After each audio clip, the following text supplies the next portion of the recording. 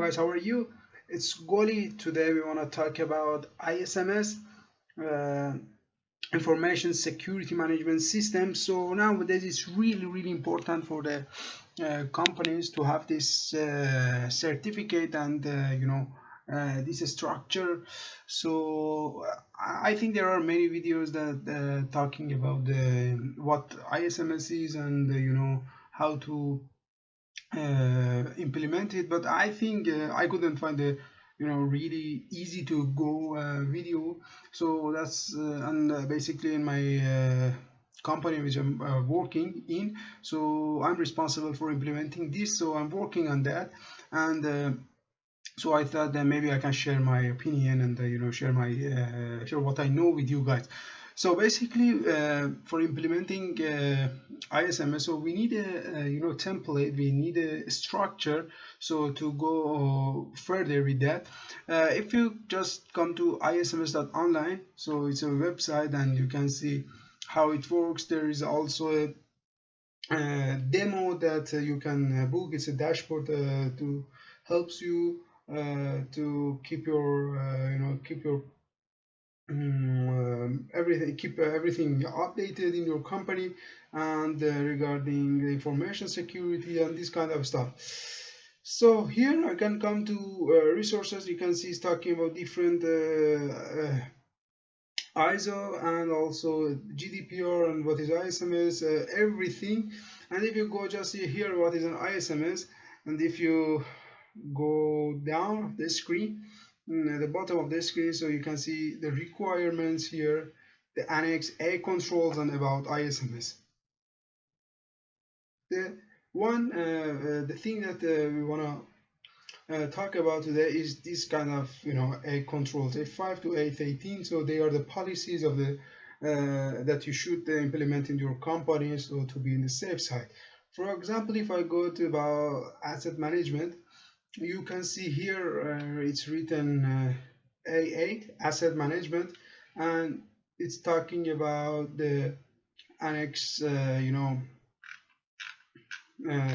goal here, objective, and also for example asset management has different part: 811 inventory of assets, 812 ownership of assets, 813 acceptable use of assets, and different part. This is 8.1, and then you can come to 8.2.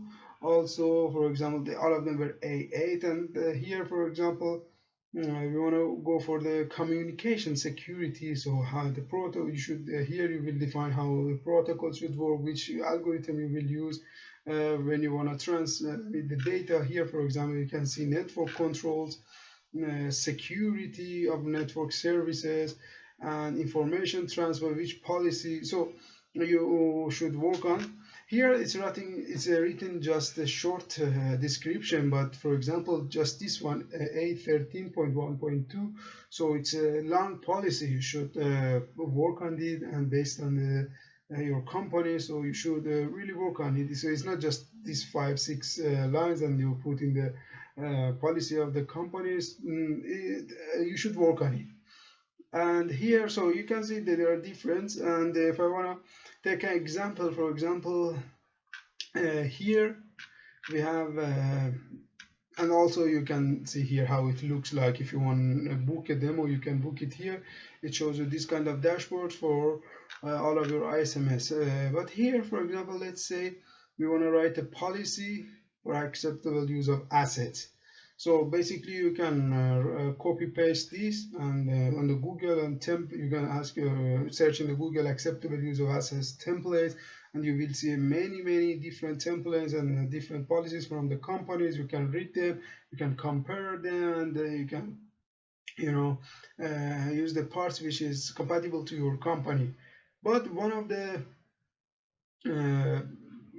organization that gives you a good template is SANS.